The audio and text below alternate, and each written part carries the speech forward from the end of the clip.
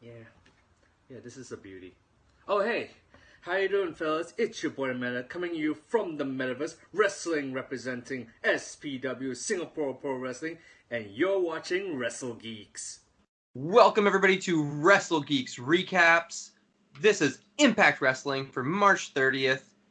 We are, for the first time, here on Thursday morning, since we made the big move. Thursday tonight, which would be, as of the time of this episode going live, not time of recording, would be June 8th. So this would, April 8th. April 8th. So this is when this is when Impact is changing nights to Thursdays. I am your host from the Maritimes, the geek, Trevor Firth. And as always, my team Impact, I have joining me from a little lower south of the Maritimes, the cream in your coffee, Jordan Talbot. Salutations. And, of course, joining us from across the Atlantic Ocean, we have, from the UK, the modern-day Viking, Jay Scriven. How we doing, guys? Can't complain. Pretty good, man. Going into this week's episode of or just general news about Impact this week, I'm excited to see I'm excited that Impact is now on Thursdays. Yeah. I'm not gonna lie. This might impact our change Impact, of course. This might change our scheduling or our recordings a little bit going forward in the future. We will see how that works. Mm-hmm. But we have Hardcore Justice on the 10th coming up as well. Mm-hmm. So that I'm looking forward to it. There's a couple of interesting things that get announced during this episode. Mm-hmm. We have one more episode to see what else gets announced, what else happens. So, but what did you guys think in general, and how do you guys feel about the move to Thursday and Hardcore Justice? I think moving to Thursdays is a good thing because Thursday nights are pretty much, open for anybody. I mean, we know that NXT UK is on, I think it is on Thursdays. I could be wrong. Yes. But even our UK guy doesn't know. Yeah, that's I don't watch it. But It's WWE. good thing to Exactly. go back to the I think it's a good thing to go back to the time where they were, their glory days, so to speak, back Thursdays. But I'm very excited that they're going back to Thursdays, and I'm very excited for Hardcore Justice because you never know. The show could be really, really good. The specials tend to be. Mm-hmm. Yeah. See, I'm looking forward to it moving to Thursdays, and the fact that they've got Kenny wrestling on the first Thursday show will definitely bring some more views to it. Surely. Absolutely. Mm-hmm. Did you hear about the ratings mix-up that they had? I heard No. about that. Yeah. So when Impact finally aired, they said they had 36,000 views, and the actual number is 148,000. Yeah. That's okay. Wow. It's a big difference, isn't it? That's a really big difference. Yeah. People were like, why is their number super, super low? But, it's good that their number wasn't that low. Oh yeah, completely. Especially with like the week before, like I think it was 116,000 or 26,000, something like that. So it's a good jump. Yeah. Absolutely. Getting into BTI this week, guys. I was underwhelmed with it this week. There was nothing special for me, nothing great. They just really showed the card for tonight over and over and over and over and over again. Mm-hmm. The Iceman report had nothing to say. Yeah, Yeah. that was such disappointment. Like it didn't have anything. Yeah, it was wow. It was bad, and the match was lackluster. It was an okay match, but it wasn't like, like if we had a good episode of BTI with one good interview, and like one good a good Iceman segment, then the match would have been fine. But I was like, please let the match like make up for the rest of the show. Because the only good thing on BTI this week, in my opinion, was the flashback to James Storm winning the world title. since tonight was his 1000th match. It just made a lot of sense to me, and it's just like, hey, look, they're using the flashback moments correctly. Yeah, I agree. I think, you had Ace Austin's promo, that was all right. And then you had TJP and Josh, and their promo was a bit kind of like, well, we're not going to get on. And it literally just told you what was going to happen in that match. They literally said, oh, we're not going to get on. We're not actually tag partners. And it was a bit, but for the match itself, it's for the first time in a long time I've been impressed with Hernandez. I will say, yeah. I will say Hernandez and Rohit works much better than I've seen Hernandez in a while. Yeah. And the outside dive he does, he's 48. Yeah. Diving outside of that's crazy. Yeah. That is no, I mean, like, I never try to insult any worker. I never try to insult anybody who gets in that ring. It's just, if you're going to be on Impact, if you're going to be on AEW, there's a certain caliber that is expected. Yeah. And everything I say is just from that perspective. And I never try to insult anybody. Never mean anything hurtful. You know what I mean? Mm-hmm. I thought BTI, first of all, I'm sadly, and it's going to get involved into the tag team match later on, with TJP and Josh Alexander teaming up. I am a huge, people who team together and they don't like each other, that to me just, I don't know, it never really makes me go, oh, that's cool. I'm not saying I don't like the wrestlers. TJP and Josh Alexander are unbelievable talents. But it just, to me, it's like, why are they teaming up? It's just like, it's not going to, they're not going to. But the tag team. More detail about that match later, but. Yeah. But the tag team match with Rohit Raju and Hernandez, I was very happy. I was like Jay. I was very surprised of how Hernandez did very well. Oh my God! Wait, what? Wait. Yeah, it's the first time. First time for everything. George, did you just say positive things about Hernandez? It's a miracle by the grace of God. But I'll just say it's mostly because Rohit is such a great wrestler that his talent just rubs off on people, that the infectious energy that he has. And I love the beating that he took, and still managed to win the classic heel. Like, he's finally gonna get the beating he deserves, and somehow he still wins. Rohit does that so well. So I'm very happy, that the match was what it was. I do love the Desi hit, man. Yeah. So, yeah, BTI, like we said, not much, unfortunately, to say. But if we go into the main show, it starts with Nevaeh and Havoc versus Fire and Flava. This is a non-title match.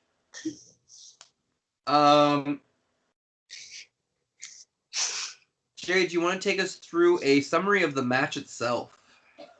Yeah, so you have Havoc and Nevaeh versus Fire and Flava. It was quite a good match itself. It highlighted how well of a team Havoc and Nevaeh actually were as a team. And yeah, it was just overall was really good. One part that got me was D'Lo was talking about Ron Simmons in the match and said, don't ever hesitate to sign an autograph to someone. For you, it's 3 seconds. For them, it's a lifetime memory. That's something that always, I totally agree with that. Any wrestler out there, if you can, sign a contract. It takes you 3 seconds, and that person will remember it forever. Oh no! If you can sign a photograph or anything, any autograph, man, like, it means a lot. Like, anyone out there listening, if you want an autograph and you see me, just come on over and I'll sign one, no problem. So you get Tasha Steelz win with a big splash to. Hold on one sec. No. Havoc. Yeah, to Havoc. That's the one. Yes. Yeah. To get the pin on Havoc, and then after the match is the key part, really, when Nevaeh gets really pissed and attacks Havoc, screaming, "Oh, I thought it was me that was the weak link. The weak link is you." Yeah. I will say something Impact has done really good since the no crowd era has started, is that their wrestlers have adapted really well to the like the actual verbal storytelling elements Yeah. that they can do now. They've adapted really well to that. But yeah, no, overall this is another great match because like Fire and Flava have not disappointed. They've never disappointed me at this point as a tag team. I absolutely love everything they're doing, and this was just another great match where it's not even furthering their story. It's just showing how dominant the champions are, while furthering the Havoc and Nevaeh. While Tennille Dashwood with the K is in back somewhere waiting for next week, I guess. Yeah. For the match was, first of all, I also want to say this to anybody who wants an autograph from a champion, please don't feel afraid to ask. I'll probably be busy, but I'll probably maybe sign one autograph as the champion of Impact Wrestling pay-per-view. True. We'll see if you can retain at Hardcore Justice. Well, I'm just enjoying it anyway. But the match itself, first of all, I'm a huge fan of Fire and Flava. As everybody knows, I'm a huge fan of their work, and I constantly love seeing them perform. They're so good, in my opinion. But I was very surprised that they broke up the team tonight. I don't know about a lot of people, but I thought they would be saving that for a pay-per-view or something. But I was very shocked that they actually did break them up. I knew they would eventually, but the fact that they did was very surprising for me. I'm excited for it because I think Nevaeh is going to be a solid singles wrestler. She's unbelievably talented. Havoc could be a wrecking ball in the division. She could be like Awesome Kong. I think she could be with the right push. And what I hope most that this does is finally give a fresh tag team for the Knockouts tag team division. It definitely needs a tag team division. Yeah. Like breaking up Nevaeh and Havoc it's the only other tag team that you've got, and I wanted them to break up as friends and kind of go separate, but actually the way they've handled this, Impact have done this is really well. I'm really looking forward to the line. I will say, Havoc is in her mid-30s. Mm-hmm. Havoc is in the peak of her career. She's at her prime. Mm-hmm. Now is the time for her to really... she's already had a great solo career in multiple promotions, including Impact. But I feel like she really should be a cornerstone of the Impact Knockouts division. She should be considered one of the pillars of this division at this point. I think she would really thrive in that role. Yeah, you need to have that wrecking ball in the women's division. Somebody who's monster. Because every company with the women's division has that. If you look at AEW, they got, I guess, Nyla Rose would be the... Oh, hell yeah. Rose would be there. NXT, they always have somebody there to be the wrecking ball there. But yeah, watch NXT, so I can't tell you. But yeah, Impact Wrestling. I think that's to me that's just people, right? Missing. That's the one thing missing in Impact is they're missing that woman who's the destroyer. They got the champ who seems unstoppable. They need somebody who's the beast of the division. Well, you see, I feel like they've had multiple women play that role and just gradually evolve out of it. And Havoc has played that role once before. She gradually evolved out of it, and it might be time for her to go back into it, or maybe Nevaeh's turn for it. That would be interesting, yeah. Because if Nevaeh puts down Havoc in a one-on-one, I mean, puts her down, right? Could be cool.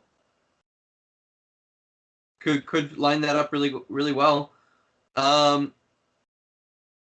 next we're gonna go. Next segment is James Storm. James Storm promo. Yeah, this was beautiful. This was, oh my god. So go into it, Jordan, if you want to do it. Oh man, just the feeling of knowing James. First of all, respect to James Storm. 1,000 matches with a company. I mean, he's been there since day one. There's contention.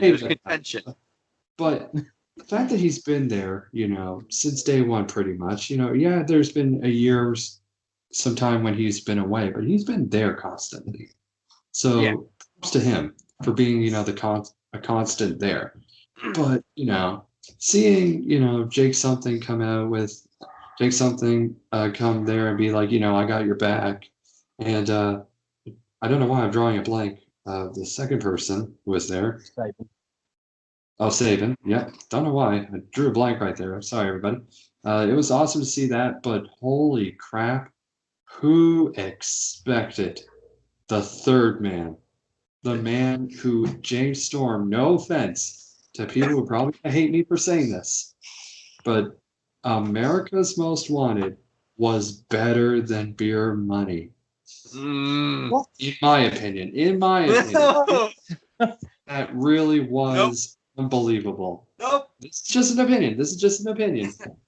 You're allowed. You can have an opinion, and they're allowed to be wrong. But at the end of the day, it was just amazing to see Chris Harris and James Storm back together. I mean, that was just, it's one of those moments where you just go, that's beautiful. I do. Chris Harris is one of those guys who I feel so bad, just never got the, he never became the star I thought he would become. Yeah, but he left and went to WWE, got overweight, got just used terribly, and then got released within a year.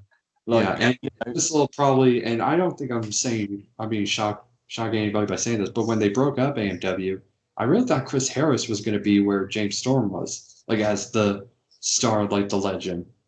But that's why he was taken by WWE, wasn't it? Yeah. But it was just a beautiful moment watching, these two guys reunite. And I'm calling it now. They reunite, they have a little run together, and then they get inducted to the Impact Hall of Fame.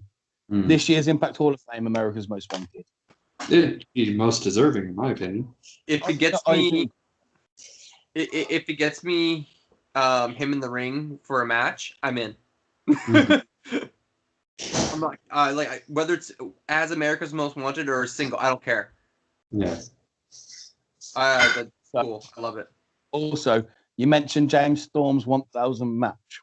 Yeah. Here we go. So, I've got little details about this. Oh, boy.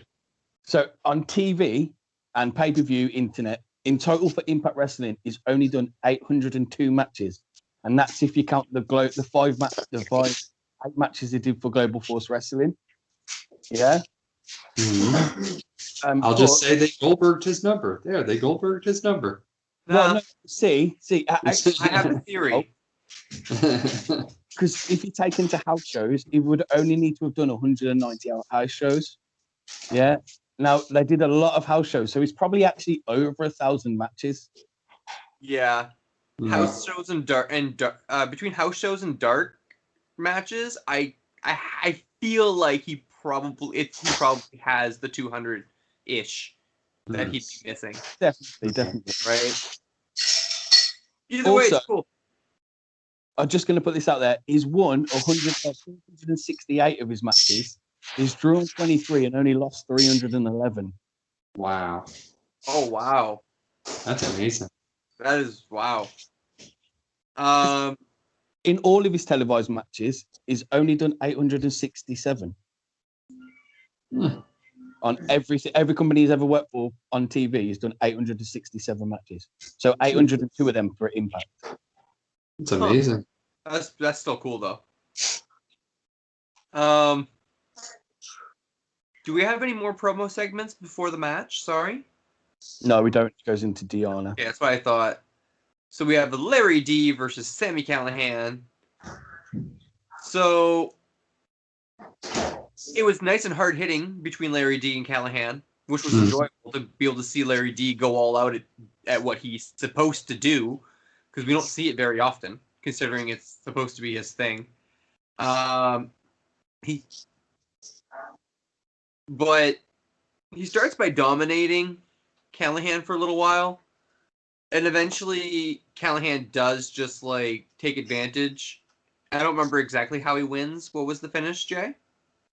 So Sami gets the win after a pole driver using the second rope for leverage. Yeah, okay. So after the match, of course, we get AC run in and beat on Callahan the way that Larry D ran in and beat on Trey last week. But Trey doesn't come down to ringside to help Callahan.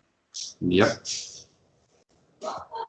After this, we get Callahan confronting Trey backstage about, like, you know, like, I did it for you. Why didn't you do it for me?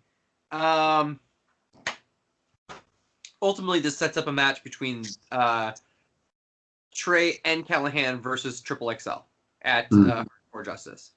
Mm-hmm. Isn't it on this week's Impact? Oh, it is. My bad. All good. All good. I just don't. This is the first miss for me in this storyline. I'm cool with the match, but the promo afterwards, I was just like, I like the intensity of it and I like the energy of it, but when I rewatched it and listened to what was being said, it wasn't as good as what it wasn't that great compared to some of the other ones. I did like the whole every single time Trey tried to yell and talk up, Sammy would just keep going, but just talk a little louder. I'm like, you dad on him. I loved it. Try not to talk about dad. I don't want the daddy issues to come out. But first of all, my hat's off to Larry D in this match. Larry D in this match, I thought this was his best match. Yeah, he did. I was so happy to see. I love when a wrestler has a really good performance for a while when you just go, he's all right. But man, him and Sammy had a really awesome match. But I gotta disagree with you on this one, Trev. I loved the promo backstage, and I loved that. And this wasn't a miss for me. And here's the reason: because it was. I just love the fact that Sammy is being, he's almost in a way, in his mind, in his demented mind, he's saying, I'm trying to mentor you. I'm trying to show you what it means to be a champion. As he said in the promo, he said, the last time we wrestled, I saw something that you were missing, which was passion. And it just was awesome to see Sammy pretty much in a sick way being like, you need me to get to the next level. Without me, you're not going to be at that level. I mean, like, I feel like a lot of this has already been said. The only new element to me was what I brought up that I liked, but when I listened to the words, to me it was repetitive to what has already been done. That's how I see it, I guess. But Jay, how do you feel? Split. Here's the split, Jay. Yeah, here we go. You look great today, Jay, by the way. Thank you. So for me, Larry D, again, Sammy just took him to the next level again. And just, I think it's just working with Sammy. Anyone who works with Sammy looks good. Oh, that's true. Yeah. Which is probably due to Sammy. But yeah, I look forward to seeing Larry D have a singles run. But the promo itself, it was all right. I'm surprised that Sammy feels like Trey owes him something. Like he's just gone in there and taken out his developmental place and where he trains everyone and beat everyone up that he knows. Why would he want a team with him? Why? Why would he want to help him? This bloke's just been like attacking you and like insulting you and doing everything he can to piss you off. And he's like, well, why didn't you come and help me? What? I don't know. I like the fact that he's doing that. It's almost a demented way of being like, I'm taking away all those things that's making you weak. If you be with me, if you go my way, you're going to be you'll be the champ. I mean, that's the way I'm looking at it. I could be completely wrong. I'm just feeling like Sammy, and as I said, Sammy in his demented mind is telling Trey, if you go down the path that I went down, look what happened to me. I became a champion. I will say as well, I will add on that I do know people, I do know of people in real life who would have the perception of Sammy in this case. Mm-hmm. Like people who don't deserve the help, but absolutely think that they should. Yeah. I mean, I think we've all met people like that at some point in our lives. Yeah. And that's Sam Callahan is one of the most realistic feeling characters as well as over the top characters Oh yeah. at the same time. He really finds an interesting way of balancing it, and that's why I think he really is now bringing that entire aspect to Impact Wrestling itself. Mm-hmm. But Jordan, we do you have want to I was going to ask Jordan to bring us into the next promo segment. I'm trying to go through. Could you remind me which one that was again? I'm trying to go through my notes. Trying to find it. Backstage, Callis and Kenny and the Good Brothers. Oh, okay. So I loved this one. Was really fun. Just watching. First of all, I can't remember. I'm getting it mixed. I might get it mixed up, but this was also where they watched Finn Juice in Japan, right? Yes. Yeah, they were watching Finn Juice in Japan. And first of all, this is really great because it's amazing when you think about this. And Impact Wrestling is showing highlights of a group in New Japan being watched by guys who are champion of AEW. Mm-hmm. It's just amazing when you actually think about, wow, there's 3 promotions all working together in this, which is pretty awesome. Mm-hmm. But Can you tell by my tone that I'm not impressed by a certain thing? I got no worries. coming. Oh, okay. Well, I'll keep this short. Keep going. Just warning. So first of all, I love the fact that Kenny and Dawn are just being kind of, the dicks in this promo, just being like, yeah, come on, they're good. They're great. And Gals and Anderson are just being like, yeah, they're good, but we're not impressed. We're not really that impressed. Yeah, and how Don Callis just does what he does best, playing the guy where he says, you know what will be great? Here, the One-Winged Angel video. Let's watch it again. And Carl with a great line of like, yeah, we know it's great. We've watched it 8 times now. Yeah. But yeah, I liked it just because it's, to me, the great thing about this promo was that, you saw 3 companies working well together. I thought that was the best part about this. And, watching all 4 of these guys talking backstage was really fun too. But Jay, you want to do this before Trev goes into his legendary rants? Yeah, so overall the promo was all right. It was he says we talk about it being the wrestling business, not the friend business, which actually comes to my making an impact. So ooh, I like that. Yeah.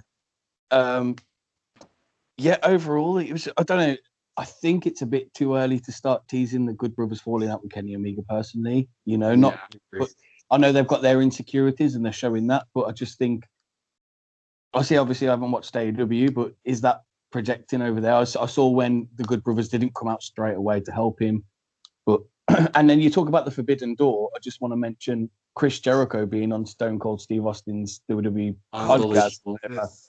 That to me is massive news. That is huge. Beautiful. Yeah, like the Forbidden Door opens even more, I suppose. But but yeah, go on, Trev. Okay. Everybody, you better sit back, put your seatbelts on, and get ready for a ride. So I have no issue with the Don Callis, Kenny Omega, Good Brothers stuff. Okay. All of that stuff was great. All right. Okay. All of it was great. The first time I watched this, I didn't pay attention to anything they were saying because of how angry I was at the Finn Juice promo. Oh. The Finn Juice video package. Okay. Okay. Finn Juice are not only saying that they're defending the titles all over Japan, they're now showing you video packages that are misleading. So, Jay, I asked you, now that Finn Juice have the titles, will you be tuning in for any Impact Tag Team title matches in New Japan? You said probably not, and I said I'd let you know if any of them as soon as one was scheduled anyway, just in case. Right? Yeah. Have I let you know about anything? No. Selfish. No, there hasn't been any. We just had Sakura Genesis. This morning, morning of this recording, we just had Sakura Genesis. They weren't even on the show. The Impact Tag Belts have not been defended. They haven't even had a straight up 2 versus 2 regular tag match since going back to Japan. They were part of the New Japan Cup. They showed you footage of Finlay versus Jay White and Finlay versus Will Ospreay. And I'm like, those were cup round matches. Those were singles matches. They weren't even tag matches. Wow. Like, it's really frustrating because you're doing the Forbidden Door. You're finally doing this, but you're dropping the fucking ball. Yeah. New Japan is dropping the ball on their end. They finally opened the door, but they're not doing anything with the belts. Literally, they're not doing anything at all. Do you reckon they're hesitating because of previous experiences they've had with Impact? I mean, if that was the case, then it's up to Impact to not be fucking idiots and post this shit. Because if you're like me and you watch both brands, you're insulted. Yeah, but if you're like here me, as a very insulted fan. If you're like me and I watched that and I watched highlights and I was like, well, that looks pretty good. I should give that a watch. I'm not going to, but. But if you would, it's misleading because, again, none of those were tag matches. Were like 2-on-2. There were trios matches or whatever, but none of those were 2-on-2 tag matches, and none of those were for the belts. So literally, FinJuice has done nothing but lie since they won the belts and left. So I want someone to either call out their bullshit, because if they don't, they've dropped the ball for me. They've legitimately dropped the ball for me on this, and I'm disinterested and don't care anymore. I don't think there's nothing they can do for me right now to make me really care that much about FinJuice, like in Rebellion, because I'm like, unless I see a title defense in Japan, I'm not going to get motivated for this, because then the cross promotional shit was pointless. When's Rebellion, by the way? 25th. 25th. So they've got a bit of time to get a title They've match got in. some time. They've got time, and they could do some. It's just, I'm telling you, like, they have to do it, like, now. They have to do it, like, they have to set up the program and a rivalry right at their next, like, 2 shows. Yeah. Don't New Japan have 100 shows a week anyway? It depends what they're doing. It depends what, like, New Japan Cup had a bunch, but, like, Sakura Genesis, you had Road to Sakura Genesis, which was 2 shows, and then you had Sakura Genesis, and that was over the spread of 2 weeks. They had 3 shows total. While other weeks they'll have 5 or 6. After all that anger, I just want to say Happy Easter to everybody out there, man. I think we all just need to remember Happy Easter. And you know what? I need to hug the woman who gave me the confidence to win the championship, who always compliments me that I am the greatest champion of all time. And I suggest everybody here just tell their woman that they love them, because it's not an Easter without the cream in my coffee, Rebecca Hunter. Just saying, I love you, babe. I mean that. Love you too. She loves me too, everybody. That is sweet. Love your woman, everybody. And anybody who doesn't like it, by the way, first time ever we're doing this, if anybody doesn't like saying that, there's nothing you could do, because I'm the champ and I'm over here and you're over there. Oh, that's great. Oh, that was cute. That was our first photo together. I'm so happy. We had to lighten the mood after the rant. You gotta lighten the mood. Does somebody want to take us into the next segment? Because after my rant and that, I'm not sure where we're at. So we get Myers versus Suicide. Okay. This was like a reverse squash match. Like, Suicide dominated the match and then Myers picked up the win. Like, it was very, But what I love about Suicide is he came from a TNA game. Like, literally, they made a game, they put a character in, and it's like, we should put him on TV. I love that. People have been under the mask. Oh yeah. It's Caleb with a K at the moment, isn't it? Yes, I believe it is. Yeah. I think it still says that he is. Yeah, it's Daniels, that Christopher Daniels, Frankie Kazarian. Some great names. Great characters that as long as you have the look of the wrestlers that have done it, you can put anybody under that mask. I still say you could put really anybody under that mask, even if they're not the same thing. I think it would be fun.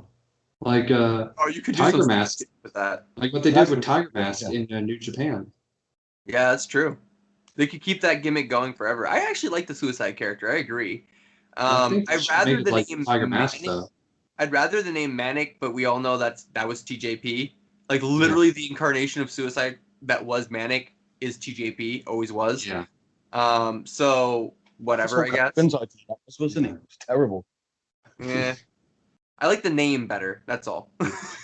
What I loved about the Brian Myers and the Suicide match was, first of all, Brian Myers looked great. He had a great match, great showing. I think he's just really proving a lot of people that he's a real star. Like, he's not one of those guys who just came from WWE and, was just going to get, was a job guy. I mean, he really was in WWE. He But, trained MJF and Chris Statlander. Yeah. Pretty much. They came from his school. That's all you got to say. Yeah. The man's genius. What I really loved was the promo he did afterwards, which was really fun because he pretty much said, and this is just my version of it. I might get it wrong, but what I basically got from the promo is he basically told Cardona, I don't need to wrestle you. There's no point in me wrestling you. And I liked that because it was pretty much really a wrestler just saying, everybody thinks it's going to be me and you fighting each other, blah, blah, blah. But the fact is, I'm here trying to make my own thing. I'm trying to be the man around here on my own. But what did you guys think about the promo? Well, I really liked the match as well. I will agree, and I needed that good match from Myers because the Eddie Edwards stuff just didn't do it for me. I think we kind of all agreed on that. So this was good. This was a good palate cleanser. But yeah, the promo itself was also really good. I right on point for me. I don't really have anything else to say about it other than this. This was just a good, smooth promo. Good, smooth match, good, smooth promo. Cool. Mm-hmm. No, I totally agree. When he said he's not interested in giving the rub to him, that was hilarious. He really did. He did cut a good promo. And Myers versus Cardona at Rebellion. Oh yeah, I'd see it happening. Yeah. They're gonna put as many big matches on there as they can, and this is one that definitely get people tuning in, won't it? Yeah, I think they'd actually build it up well. I mean, last week's promo Cardona did, I thought was good, and this one also was really good too. Definitely. I agree. So after this promo, we get Dreamer backstage, and Jazz is looking for Deanna or looking for Scott D'Amore, and want to talk about facing Deanna. And Dreamer says about remember when we did this thing in ECW Ultimate Jeopardy, and she's like, well, I'll put my my career on the line. And he's like, really? What else was she going to put on the line? Her hair? Let's face it. No, I agree. That was just a stupid. I thought it was funny. I think they're implying her actual career and not her Impact career. That's what I thought. Agreed. That's what they're implying, but they should have made that more clear. I hope it's that. Yeah, I think it is, and also it is really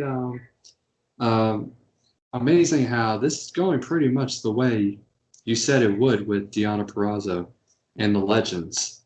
It's going pretty much that way, and beating Jazz and retiring her is a big feather in your cap, even if you know it's about to happen. To me, it is, at least. And if it is Jazz's last run, man, she is so underappreciated as a wrestler, in my opinion. Yeah. It's really sad when a wrestler retires. It's really sad when a wrestler retires and then people realize how good they were. Instead of see how good they are right now. Or, when they were younger. I agree with you, but and that's the unfortunate thing about women's wrestling is that a lot of people that were like Jazz never got the opportunities that she was given. Mhm. So, I mean, I'm happy that she had the career that she had at least. You know what I mean? Yeah. And she's Um, definitely ended her career on a high. Yeah. She is having a career renaissance. Like, she had a career renaissance, like, starting about a year ago, and, like, she's been going on strong since, so I don't know if it's going to end just now, but I also don't see her beating Deanna, so... Yeah. It's very interesting. Very interesting. Yeah. Anything to add about this, Jay, before we move on? No, like I just said, she's ending her career on a high if this is how she's going out. I kind of hope it is how she goes out because obviously I don't want to defeat Diana, but yes, no, she's doing really well. Yeah. So, if I'm not mistaken, next is the Backstage Swingers Palace. Yes, I was hoping for this one. Yeah, you go ahead, Jordan. I know you love the Swingers Palace stuff. I usually let you take it. First of all, I want that shirt that Johnny Swinger's wearing. The Swingers Palace shirt. I want that shirt. I knew you were going to say that. The whole thing was hilarious. And by the way, Jay, love that the robe you're wearing. That is a freaking beautiful robe. Oh, hell yeah. That is beautiful, man.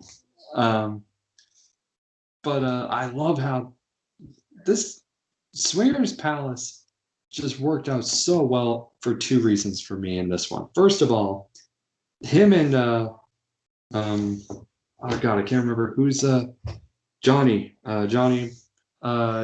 saying, "Come on, let me go to the bathroom," and Swinger going, "No, man, you didn't even raise your hand." He's like, "Come on, I really need to go." Swinger pulls out a red cup and tells the Swingerellas to turn around, which was hilarious. And then watching Don Callis and Kenny Omega come in, and Don Callis with the great line of, "Man, I knew you pre-cell phone days." And I'm just like, oh yeah, there were days before cell phones. But it was really fun just to see how confident Kenny Omega is. So confident that he's going to put, I can't remember I think the exact number was 20,000, maybe? Was it more? 20 See, I've got a problem with this. But just before I agree. Let me just say one more thing about this. What I loved about this, before Jay proceeds to just destroy it, but what I loved about this most was this is the way I want Swingers Palace to work. I want it to be one of those things where feuds can kind of, go into here and really, things happen here. Like where feuds can kind of branch off, here. And it just works for me. But Jay, go ahead. I'm just going to order in that Swingers Palace shirt right now. You better. The Swingers Palace. I am. I'm going to get that shirt. I want to see you wearing it next week. So, to me, I don't know how gambling works everywhere else in the world. Yeah. But he shouldn't have been showing how dominant Kenny Omega is with the one-winged angel, because all it does is brings his odd down and makes it so you get a better odd on Rich Swann winning. So why did he place the bet after he goes, look how good my wrestler is, he's going to win definitely, to make his odds worse? Like that's stupid gambling. Like, I don't know if that's how it works in Canada. Yeah, but it's really, really like backwards. Like, he should have been showing a video of Rich Swann going, look how well Rich Swann is definitely going to win this, because you want the good odds, you want to win more money. Like, it's the most stupid thing I've ever seen anyone gamble. Like, let's make my odds worse and then put the bet down. I actually have imagining people right now going, I put money on Kenny. I put money on Kenny. I don't know shit about gambling. It's not about putting money on Kenny. It's about the fact that he made his odds worse and then put the bet on. I don't know how gambling works. Let's just say that. I don't know how it works. Well, it's 1-to-1, so I just constantly go to the black tattoo like that. Put it all on red. Do not walk And into a casino. And someone always says to me for the last time, "This is Chuck E. Cheese." That explains a lot. I'm just gonna say that. It was a charity event for the champ. A Chuck E. Cheese. I didn't say it was a high class charity event. We don't have Chuck E. Cheese, so. Oh god. Trev feels better now after that rant. Yeah. That was great, dude. I'm happy you had one too. They feel cathartic, right? But it really wound me up that he did that. Like, it's really, really wound me up. Yeah, well, it's like that it's like the promo for me, right? It just drove me freaking insane. I feel so bad though. I'm the only one not wound up about something. That's just because you're too soft. You're Canadian, too nice. I mean, so am I, but let's face it. Yeah, I was about to say, Jay, what the fuck? It's the French in him. It's okay. He's not wrong. Okay. What's the next segment, guys? We missed the AEW advert. Oh, the AEW ad this week, right? Which was awesome, I thought. Really, this was the Tony Khan that we all know and love. The Tony Khan that's on speed. Yeah. But I haven't seen many people talk that fast. And he said the same words over. This is going to be the best match, the best match, the best match. Honestly, was he on drugs? Like, I just love the fact that he basically was going off like a crazy person, being like, you know, the classic evil owner where he was just like, Kenny Omega is my champion. I make his schedule, and soon Impact will have to be learning just like AAA, which, by the way, is going to lead. It's a hint for my making an Impact wrestler this week. But how he was just like, I'm going to control me. I will say, like, on Dark Elevate, when he made the match between Kenny Omega and Matt Sydal, it was like, in 9 days, in 9 days, in 9 days, in 9 days, on next Thursday, get rid of Matt Sydal in 9 days, and get rid of Matt Sydal. And I was like, oh my god, dude. Whoa. I told you, dude. What did I compare him to? UFW. UWF. UWF, sorry, yes. He's totally doing a character based on, I don't remember his name. I know who you're talking about, though. The general man, like Herb Abrams. Herb Abrams, yes. He's totally doing a character based on that. Is what I feel. It's so much fun. It's a good laugh. I love it. People hate it, but I love it. Over the top. Don't get me wrong. I think he's doing awesome. You know, his character's really evolving. But this one, I was convinced he was on drugs. Like, I think that's the point. Have you seen the Dark Side of the Ring episode about Herb Abrams? That guy did some fucked up shit. That guy did some crazy shit. Yeah. And also, Jay, I can't lie. When you talk about when you don't like it, I'm just looking at the Rocky thing. I'm actually Stallone talking. You know, he did a lot of cocaine. It was a lot of cocaine. We all did a lot of cocaine.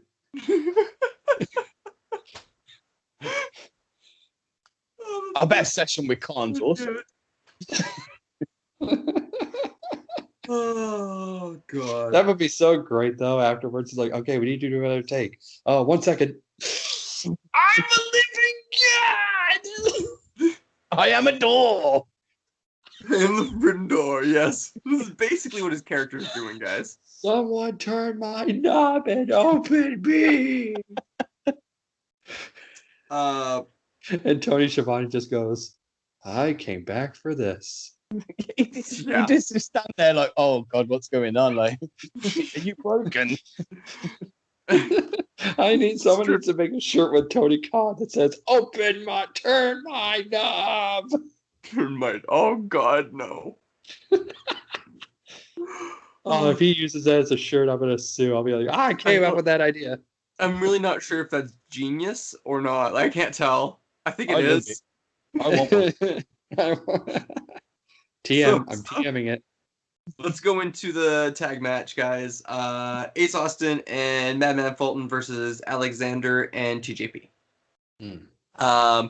We started talking about this a little earlier, well, at the beginning of the episode.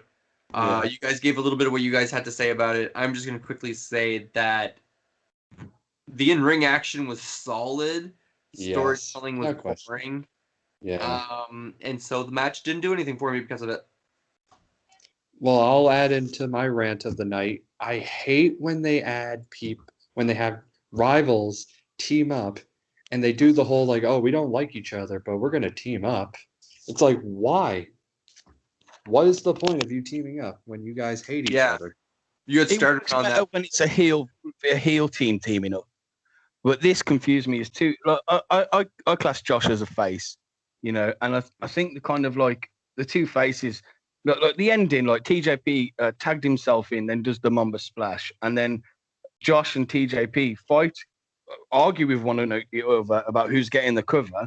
Like, surely Josh should just understand that he's been tagged out and be like, yeah, okay, you prick, you shouldn't have done that. But then Ace rolls up TJP for TJP for the pin, you know, and it was just kind of like, I don't know, them two arguing. It was a bit soft.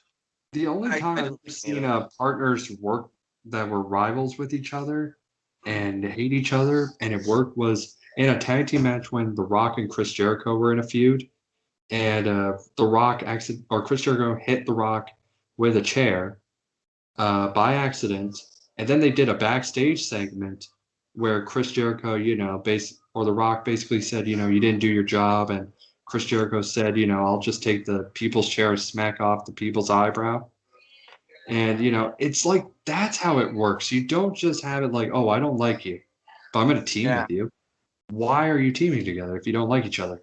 Look, the match had some good spots in it, you know, like Madman did the hair whip, which I thought was hilarious. Well, all four are awesome wrestlers. We can all agree on that. Oh, yeah, definitely. Definitely. And I love seeing Ace Austin and Madman together. They are just... Yes. I just love how they work. I just really do. You know, going back to a few weeks ago and they do actually have each other's back in and outside of the ring, you know. Yeah. I think it's awesome. It's funny because, like, they're the heels, but they act more like baby faces when it comes to their relationship. Yeah. And, like, so I think that's why they just tried to do the opposite between the other two, and I'm like, that just doesn't work.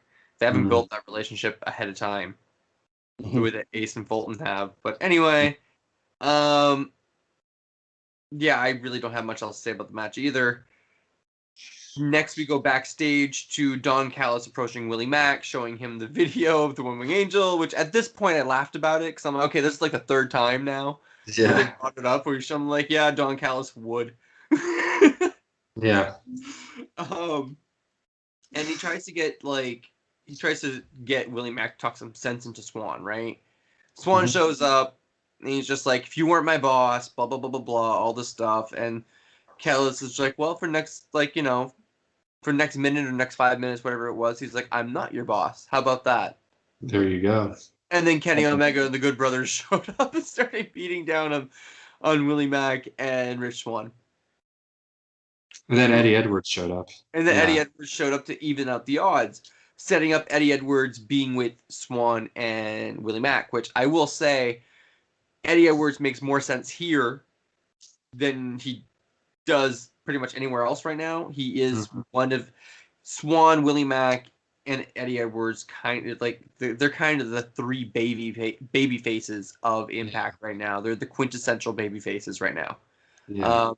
Because Sammy's Sammy, so yeah, Sammy's just the icon of Impact. There we go. Yeah, I really believe, and maybe I'm daring to say it, but I'm really sensing a heel turn for Willie Mack. I really sense it.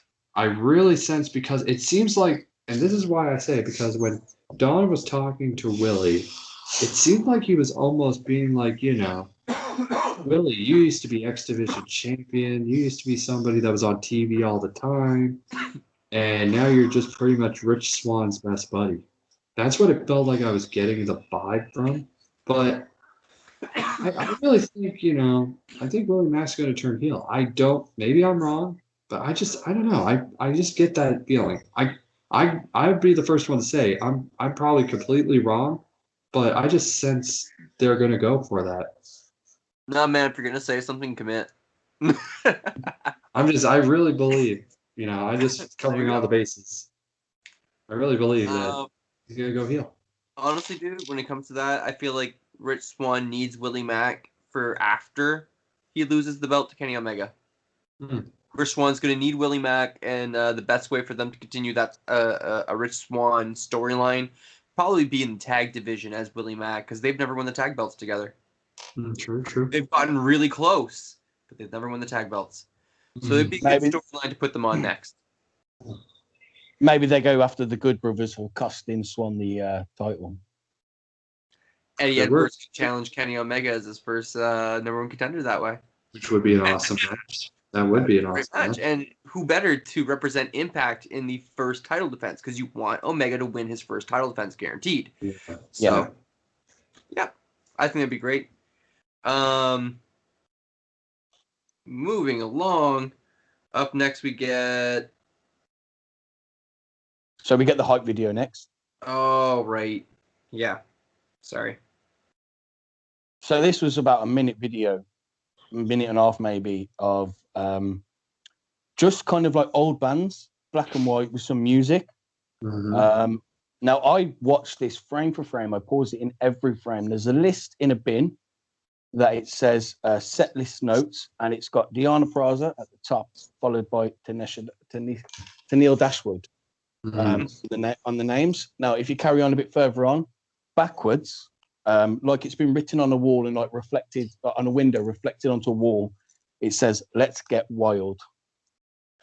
So my prediction is it's Taylor Wilde, the old X Division That everyone's Knockouts title champion. Yeah, I reckon she's coming back. She's been retired. Canada? Pardon? Team Canada? Yeah, Team Canada award. Canadian. But I'm gonna keep pushing for that. she's coming back. I reckon. Well, it's kind of been confirmed, but she. It was a good little thing, It got me intrigued. I liked it. I thought it was really cool. Yeah. I mean, look, it got people to do like you did, right? Go back, watch it over and over again, watch it in slow-mo to catch everything so they could figure out who it is. So therefore, it worked. Yes. And I also love vignettes of any new character or even returning character, because it's always exciting to see, how they changed. Yeah, tease me. Tell me, don't tell me who it is. Just give me hints. The music that was playing through the promo.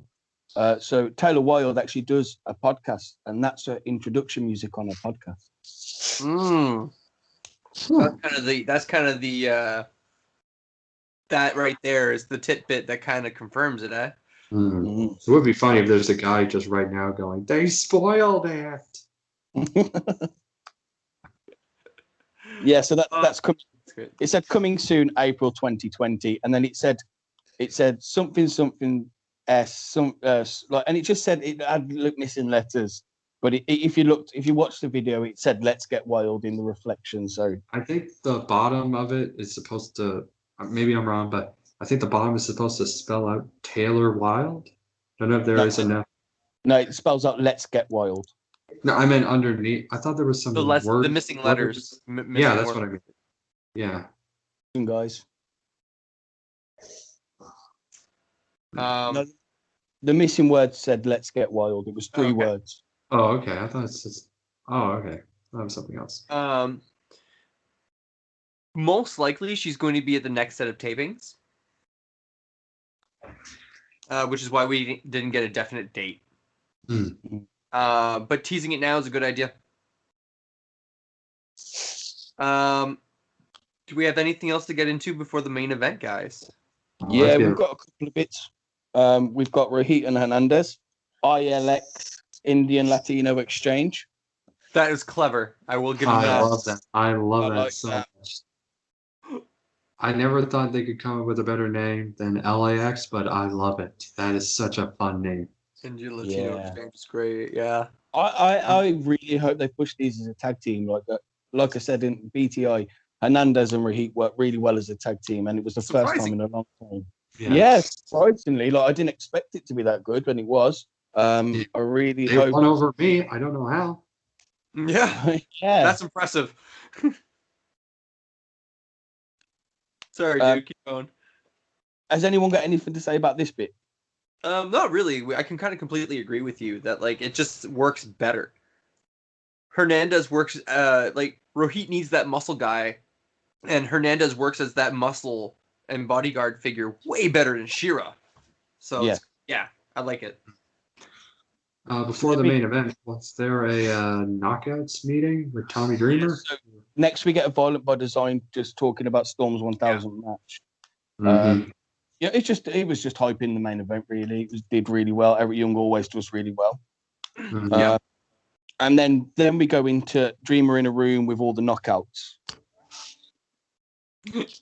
Yeah, it's funny. Yeah, and he sets up a match at Hardcore Justice. Yeah, for the title. I knew you guys were gonna. Oh God, I love this. I love this. Yeah, this was awesome. You know, everyone did their part really well. I mean, I'll be honest. All I heard was championship scramble. Scramble match for number one contendership, and I'm like, sold. I don't need to hear anything else. With weapons. And then he goes, with weapons, and then I had Rosemary's reaction. Oh yeah. And she's shaking. She's so. I thought one of my favorite parts of this whole thing was Tennille Dashwood and Caleb Conley. Caleb with a K coming over, and they're talking with him. And I can't remember the exact words, but I remember Tommy said something, and Caleb just went, "What'd you say, pretty boy?" Yeah. And all I'm looking at is a guy with spray tan, blonde hair, and I'm just laughing so hard. It's like, Tommy, how did Tommy Dreamer not laugh? Or Tommy just go? Dreamer didn't deliver anything without laughing. Oh yeah, it's crazy. But, I was really happy. It's really fun. I think this match is going to be awesome with the weapons. Agree. Anything else, Jay? You were going to say so about this? In this promo, you get Tommy Dreamer talking to Crackhead Susan. It said he wants to talk about it forever. My God. Yeah, Poor Susan. And she was like, "I don't know who you're on about." She's just left, and then holds her head like she's in pain. We're gonna get it. We're gonna get it finally. Please. I mean, I don't think it's gonna happen at Hardcore Justice. I think they're gonna save it for Rebellion. But I think we're gonna get the start at Hardcore Justice. Here's what I think they're gonna do, and I'm gonna take a page from New Japan with what they do. Susan, what they did once was Keiji Muto was in a match, got frustrated, left, came back as the Great Muta. So he pretty much wrestled.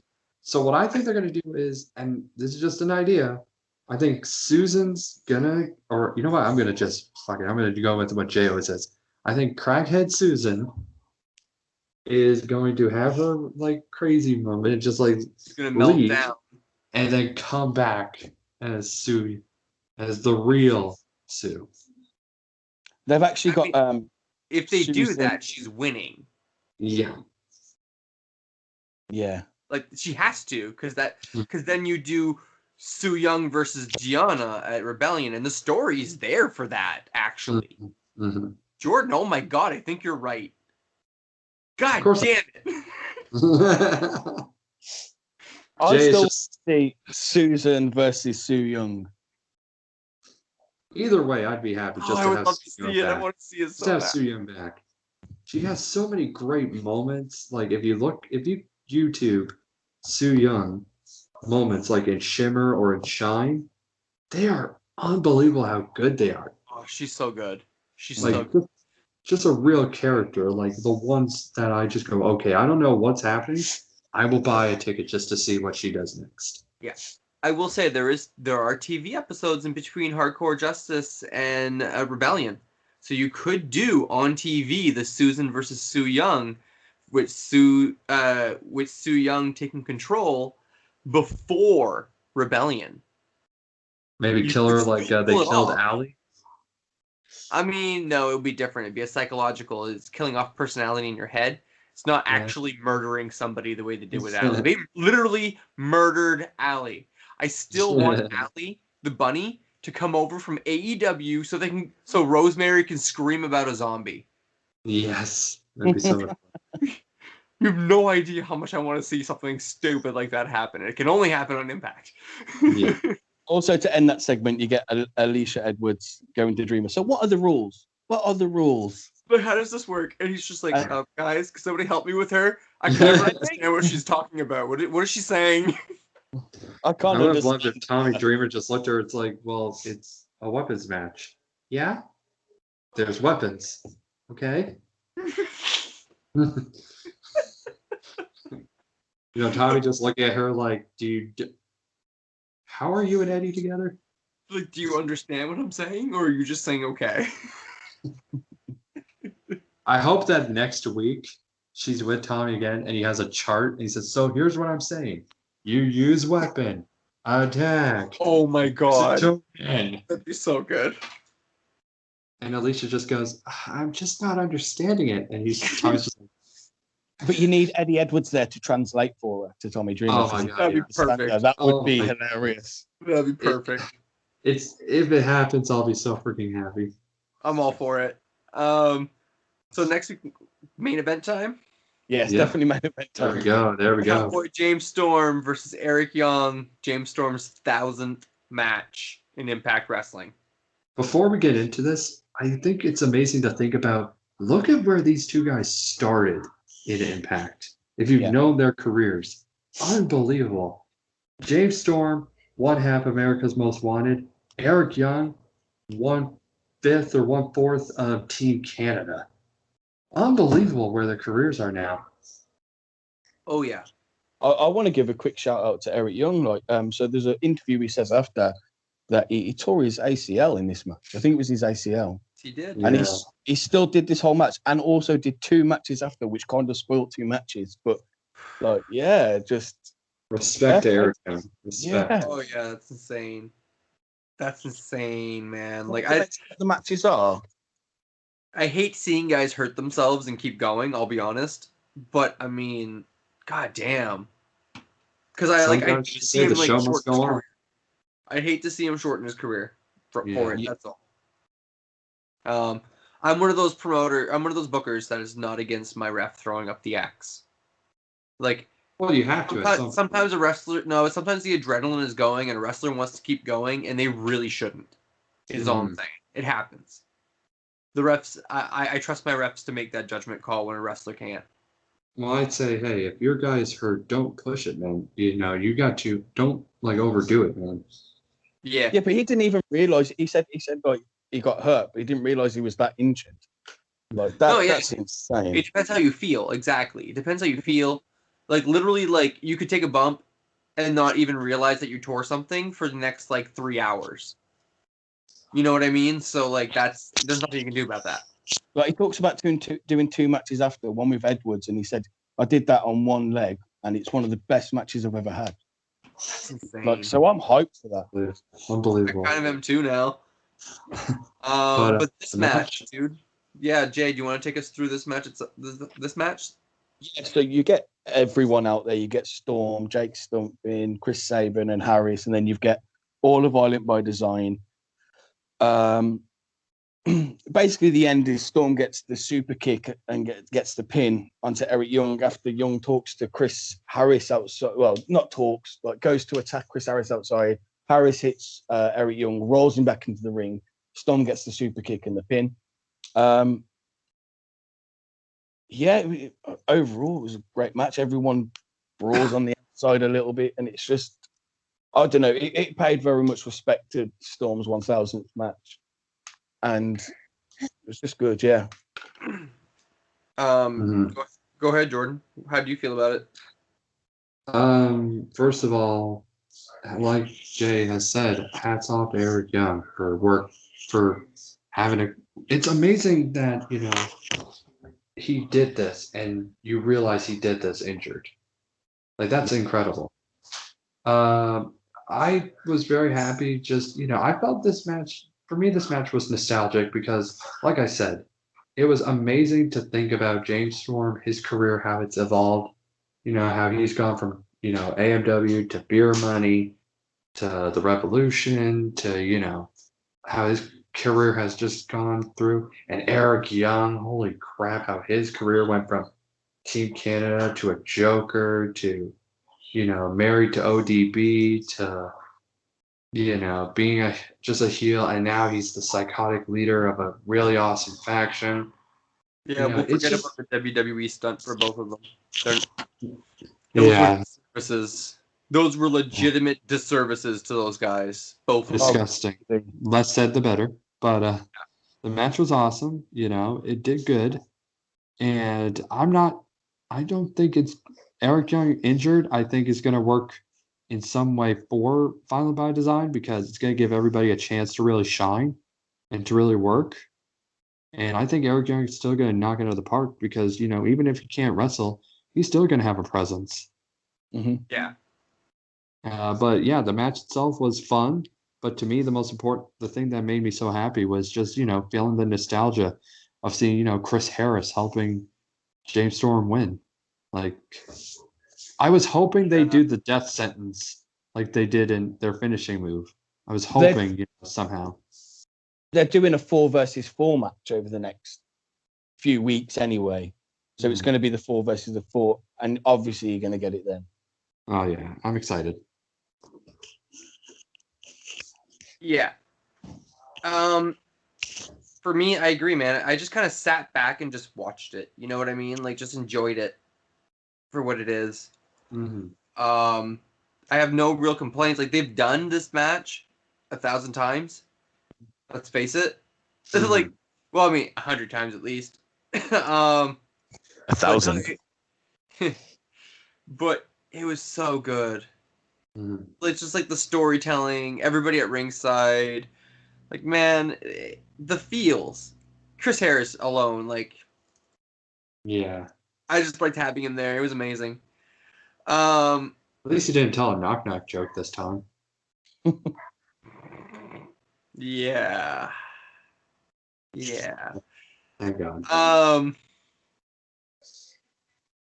Nothing more I can really say other than, like, this is not the end, right? Yeah. So I've got a question for you both. All right. So if this takes Eric Young off TV, who do you have as the leader of Violent by Design? I think I think Joe Doran. Really? Yeah, I think I'm looking at it from the sense of the guy who came in with Eric Young, in my opinion. Looking at it like that. Okay, I can understand that. I also think, in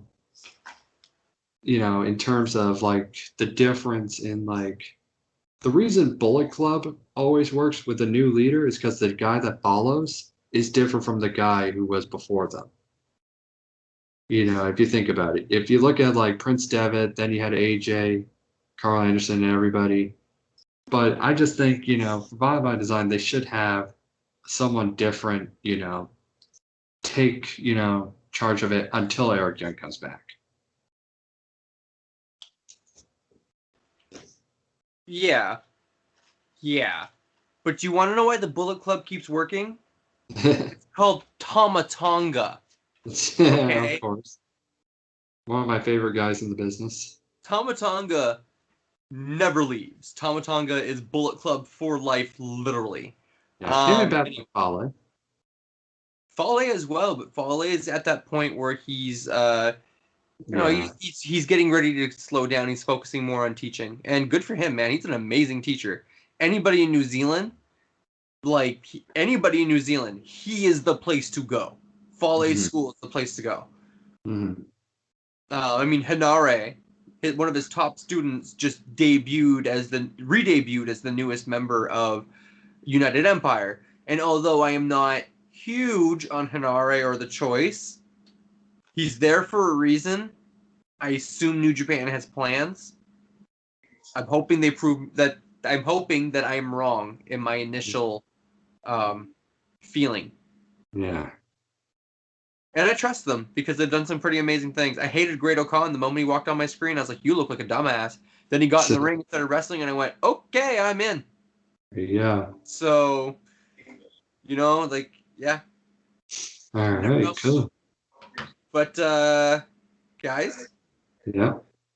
making an impact. All right. Who I wants call to go first. this week? I Go call for it. first. Go. I need to redeem myself after the horror that I went through last time. So as I said earlier, when I was talking about Tony Khan, talking about AAA, my pick is from AAA Wrestling, and it is none other than the masked crazy man known as Psycho Clown. And Yes. Psycho Clown has appeared in Impact, but those were just like special appearances. Nothing Yeah. really. Those are cross-promotional shows. And for people who don't know who Psycho Clown is, he is one of the most over luchadors in Mexico. Unbelievable how this guy got over. I mean, he started out as a trio in the circus, Los Psycho Circus, I think it was called. I might be getting it wrong. The trio. Psycho Circus, yes. Yeah, three of them. And he's gone on to main event their biggest show 3 years in a row. Oh, he's the top babyface in Mexico. Yeah. Like, he is one of the top earning baby faces in Mexico right now. And I know a lot of people are probably hearing like, going, Psycho Clown, babyface? That sounds weird, but it's just one of those guys that somehow pulls it off, or he could be a babyface. Well, And Clown. What would you have him do when he comes over to Impact? Well, first I will just say what Jordan was saying. Clowns and wrestling do go really hand in hand in Mexico. Yeah. It's well, I mean, like they basically the clowns in wrestling are making fun of the luchadors who wear masks. Is the idea. Yeah. While Psycho Clown wears a clown mask, so he's making fun of the clowns essentially. It's a cool flip. But yeah. So who would I have him? What I'd have him do is I'd like to see him come in and I could pick for someone to work with. I'm not going to say Sami Callihan because I constantly always put him in there. But for me, I'd like to see him work with Eddie Edwards. Oh, that'd be good. Because I'd like to see Eddie Edwards, kind of have to face somebody who brings him down that psychotic path again. Because I think it would be so much fun to see Psycho Clown and Eddie Edwards just have these awesome brawls and awesome wrestling matches. He's not just a brawler. But yeah, I think it would be awesome to see those two have an awesome match together. Cool. I mean, yeah, he'd be really fun to have in general, I will admit. And I think once like border options open up, like we already have Black Taurus, but I'm sure like more people will be coming our way. Mm-hmm. Jay, do you want to go into yours? The one we're all excited for. So this week, mine isn't someone that is signed to Impact Wrestling. Mine is someone that is signed to Don Callis and Kenny Omega. So wherever Kenny goes, he goes. So, and this kind of works off the Good Brothers feeling a bit uneasy. So Don Callis comes out. It can be at any show that he's at. And he says, I've hired someone to watch Kenny's back. Yeah. And Brock Lesnar comes out as a massive enforcer. I really struggled with this week. Couldn't think of one. So he would have to be signed to AEW, but if you just have him go where Kenny goes, not wrestle, he doesn't have to wrestle. Just be someone who's there. Just beat the crap out of everybody, just to help get Kenny over. Even if you make it so like Kenny only just beats Swan, and the Good Brothers are just a bit late coming to the ring again, and Callis feels like he needs to get someone who's there always, who can cause proper, damage and good interference, and Callis hires Brock Lesnar. Jay, you always get the greatest picks, man. God bless you. You're wonderful, man. I really struggled with this one, and I got the idea when I was playing a game called TEW. And it's a wrestling manager booker game. And Brock Lesnar's contract come up and I signed him and I did exactly that. So that's why I used that one. You could say you struggle, man, but it doesn't matter. You always pick the ones that I never see coming. That's what's so much fun, man. That's why I love this. First of all, I will say out of every pick he's really given us so far, out of all the most outlandish picks he's given us so far, to me, this is the one that actually makes the most sense in some way. Lesnar is that ultimate, like, I'm not saying now, but like in a few years, the idea of Lesnar coming to Impact is not insane. Mm. Especially if Impact keeps going up on the trajectory that it's on, and WWE keeps going down on the trajectory that it's on. So my pick's a two-parter. I want 3 people coming in to Impact. Oh. A single star followed by a tag team that this veteran single star will be bringing with them. So I'll do the tag team next week. But after Jazz is defeated by Deonna, she needs a new legend, right? Mm-hmm. We don't have a legend for her to defeat on the roster anymore. She's beaten them all. And I've mentioned we do have Wild coming in, most likely, which will probably serve this role. But for all we know, that could just be like a little thing leading up to Rebellion. Impact does title matches way sooner than we expect them sometimes. They're like, oh, you want a title match? Here, next week. Mm-hmm. You know what I mean? So, like, you never know. Just because the person winning at Hardcore Justice is for Rebellion doesn't mean that she's not going to have another title match before Rebellion. But I would bring in Emi Sakura. Ooh. Joshi wrestling legend. Yeah, she is. And exactly that. She's here for Deonna. She's here for the next step of the Legend Killer gimmick, and I think you could stretch that rivalry. After Rebellion, I think you could stretch that rivalry going for quite a while between those two. And what would be great is that you're bringing someone that isn't an American legend, really. You're bringing in someone from another, country, which is really good. But she's established because of AEW. AEW has established her as that legend in Japan, so fans now know this about her, or that information is now right there the moment that you see her. Mm-hmm. So it's great. The tag team she'd be bringing in would be a young up-and-coming tag team, but I mean, she's the ultimate Joshi teacher at this point. Like, she has trained so many wrestlers. So many Joshi wrestlers have been trained by her that her bringing in young talent as a tag team just makes sense. And once it does, it actually does. Yeah, I'm really excited to tell you guys who it is next week. There we go. It gives Fire and Flava somebody to go for, because these 3 would come in going, nope, all the gold for us. That'd be cool. It'd be fun. So, anybody got anything they want to say before we're done for tonight? I just want to say this was an awesome show because of all 3 of us. We each had a rant. That was fun. We each had a rant. We each had our own version of a rant. Yep. Jay, do you have a little bit of the card for tonight's episode of Impact? Is there any of it announced? Not really, eh? There is a few. I know for BTR you've got Susan versus Jazz. Okay.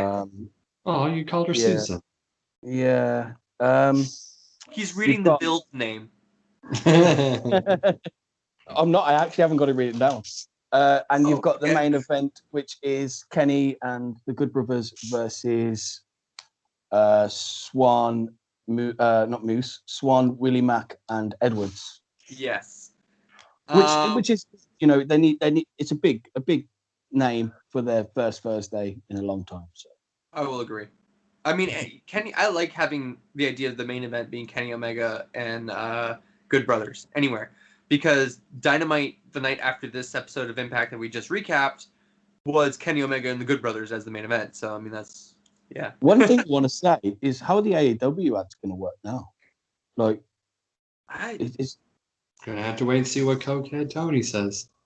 I'm trying to come Tony up Susan. Oh God. I'm trying to come up with something from one of my Making an Impacts as to what would happen after Kenny walks away with the title. But anyway, guys, he's gonna bring the belt over to Tony, and Tony's gonna look at it. He's gonna put out the cocaine. He's gonna sniff it. He's gonna go. Right I on can't feel my face. right off the Impact belt.